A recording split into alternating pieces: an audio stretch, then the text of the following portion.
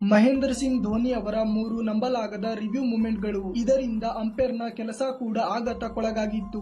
ಹಾಗೂ ಅದರಲ್ಲೂ ಕೊನೆಯ ಮೂಮೆಂಟ್ ಅನ್ನು ನೋಡಿ ಸ್ವತಃ ಅಂಪೈರ್ ಕೂಡ ಶಾಕ್ ಆಗಿದ್ದರು. ಮೊದಲನೆಯದಾಗಿ ಭಾರತ ಮತ್ತು ಐರ್ಲೆಂಡ್ ನಡುವಿನ ಒಂದು ಪಂದ್ಯದಲ್ಲಿ ಯುವರಾಜ್ ಸಿಂಗ್ ಅವರು ಮಾಡಿದ ಒಂದು ಬಾಲ್ ಬ್ಯಾಟ್ಸ್ಮನ್ ನ ಕಾಲು ಹಾಗೂ ಪ್ಯಾಡ್ ನ ಮಧ್ಯದಲ್ಲಿ ಬೀಳುತ್ತೆ. ಇದನ್ನು ನೋಡಿ ಎಲ್ಲರೂ ಬಾಲ್ ಮೊದಲು ಬ್ಯಾಟ್ ಗೆ ಬಿದ್ದಿದೆ ಎಂದು ಅಂದುಕೊಂಡು ಯಾವುದೇ ಆಟಗಾರ ಅಪೀಲ್ ಮಾಡುವುದಿಲ್ಲ.